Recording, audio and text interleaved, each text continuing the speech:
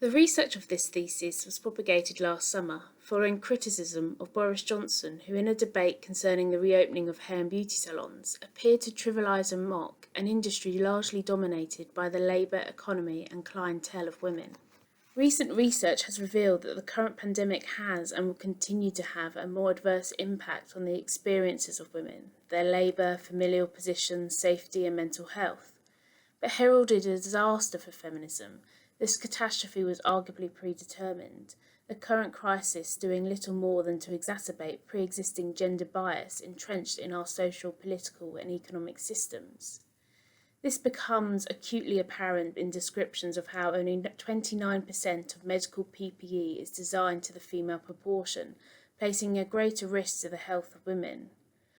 As a design provocateur, this thesis then questions, to what extent is this too a metaphor for our built environment?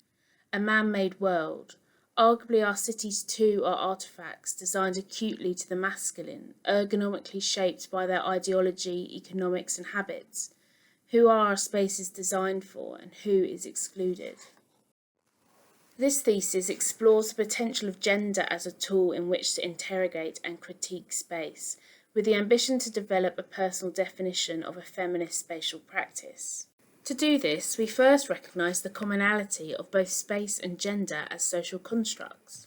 For example, Lefebvre describes the production of space as a result of the existence of each living body within it. Each living body is space and has its space. Whilst in their research, Butler reasons gender is a social construct, enacted through the performance of gender in public space, rationalised more by what one does than what one is. With these definitions, both gender and space become ambiguous parameters, their apparent state of flux giving opportunity to interrogate and reimagine the definition of gendered space through design.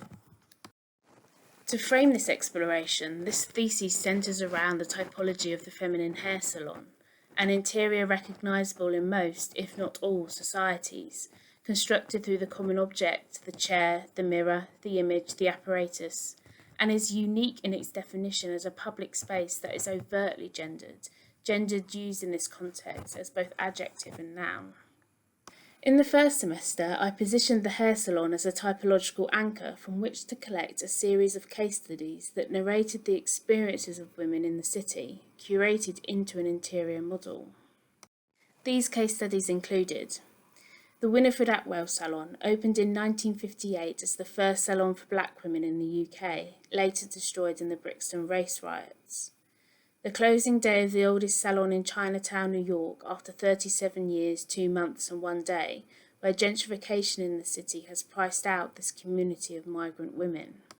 The hair salon Cuts in Soho in the 1980s, where rather than being defined by gender, its clientele was actually curated by subculture, united by music, fashion, nightlife and drugs.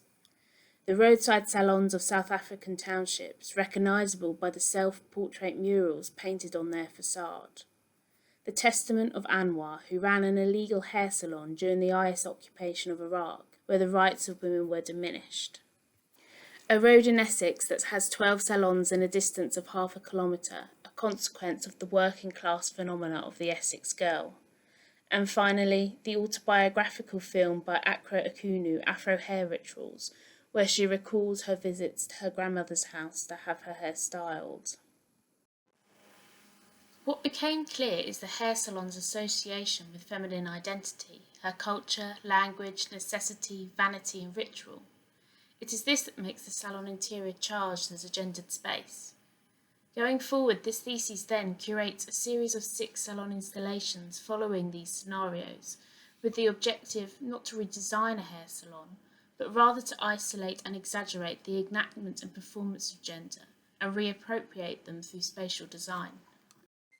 So to begin, her identity. Entangled with the discourse surrounding the activity in which it houses the fashioning of hair, the salon interior is indistinguishable from ideas of identity. Hair has long held a strange fascination for humans. It is one of the most powerful symbols of individual and collective identity. Its length, texture, colour and style used as a physical expression of one's gender, age, race, class, sexual orientation, the extent in which one conforms to the societal norms of hair, and identification of their position within it. This first installation imagines the shop window as a device in which to exhibit the salon's intrinsic link with feminine identity. Inspired by artists such as Christo, Rachel Whiteread and Tracy Emin, the shop window is a stage set, a salon chair positioned centrally, submerged in a terrain of hair unusually not swept away, whilst a projection above flickers through images of women's hairstyles, all lit by neon signage that transcribes ideas of collectivism and community, finely contrasted with the genericness and banalness of the exterior architecture imprinted on fabric billboards above. Her culture. For generations, the salon has acted as a site in which women commune and converse, to gossip, to read magazines, to drink tea, and to have their hair perfectly coiffed. Its function extends beyond a place simply to get one's hair cut. It is a social infrastructure in the city. Indeed, the noun salon, defined as an institute of hair care and beauty, derives as a morphology of the social event prevalent in the 17th and 18th century French society, hosted by salonnaires, many of whom were early feminists. Today, the salon remains a component of women's social life and is synonymous with a caricature of the culture of women. This installation playfully imagines the salon interior as the communal living room of women in the city.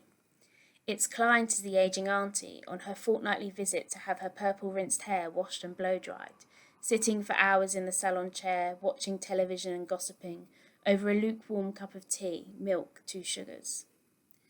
Individual salon stations are arranged in a tiered auditorium like the benches of the House of Commons, imagining the women in debate with and about the salon TV, the focal object of this feminine theatre. In this installation, the TV acts as a portal for the clientele to observe the city beyond the iridescent iron curtain, but also allowing them to be observed by outsiders, to act as evidence of a hyperbolized caricature of feminine culture. Her language. Are you going anywhere nice on your holidays? The title of this project refers to the perceived idleness of the conversation that exists in the salon. To gossip, a description of the language, is unequivocally women's talk, the verb used to discredit and undermine the validity and solidarity of women's voices. But perhaps it actually best describes the uniqueness of the conversation found in the salon. This is following how, perceived as a safe space, the subject of conversation in the salon often centres on topics that are otherwise considered taboo or personal, the salon worker becoming confidant, advisor or therapist. Encompassed by a perimeter of soundproofing, this installation plays with the mirror as a social device and mechanism for conversation. The interior is composed of 5 salon pods, each with their own threshold that is almost reminiscent of a confessional booth, connected by a lightweight frame that enables the adaptation of interior components. The ambition being, at its most reduced, it conceals a private conversation between salon worker and client, or at its most open, a conversation amongst peers and salon community. Her necessity. From the ad hoc salons of refugee camps or the roadside infrastructures of South African townships, or perhaps the most recent phenomena of the lockdown haircut, to groom has been proven to be a basic human need. The salon is an infrastructure of care in the city, a place where an individual is given dignity, pride and self-worth. This installation borrows the material, objects and construction of ad hoc salons and composes them in a structure with a central salon and circulation on the perimeter. It plays with levels, proportion and scale to experiment how physical gender can be used to manipulate the use and circulation of spaces. Her ritual. To groom, the ritual in which the salon centres, in its fundamentals, is the orchestration of 2 bodies in space. In Dunbar's research, Grooming, Gossip and the Evolution of Language, he describes grooming as a prerequisite to modern language, used as an exhibition of social bonding and communication. A room of one's own. This installation dissects the intimacy of this ritual. It restricts the salon interior to the occupation and performance of 2 bodies, the client and the salon worker. It is inspired by motifs of the 19th century feminine boudoir, an exclusively women's space decorated with decadent wallpaper and hangings orientated around a chaise lounge. In this installation, the salon chair is a singular prop, ergonomically designed to follow the sequence of getting one's hair cut, from entrance to consultation to washing to cut, reviewing, and to the final payment. The salon walls, like the carving of the studiolo of the Dusau Palace, enshrine a wallpaper catalogue of salon objects, as to evoke a false atmosphere of a salon, while simultaneously proving their irrelevance in the isolation of the interior's ritual. And finally, to conclude, her vanity. In taking care of one's appearance, an activity concentrated within the salon interior, women can often be characterized as vain, self-absorbed, or materialistic, encouraged by an objectification of women's bodies in society, their appearances for the purpose and appreciation of the male gaze. In response, this final installation imagines the salon interior as the subject of the male gaze as voyeur. Its organisation is inspired by a Victorian peep show, 3 corridors composed of layered interiors viewed from a singular portal, where the observed salon occupier performs and circulates around the stationary voyeur, a principle taken from precedents such as Leur's boudoir in the Villa Muller or the circulation of the Maison de Verre. The salon mirror, an iconography of vanity, is used playfully, positioned at both opposing ends of each corridor, one used by the voyeur to look through, with the desired effect being a mirrored image created where the salon corridor and its female occupant appear to repeat indefinitely, whilst the voyeur's eye too becomes part of the installation.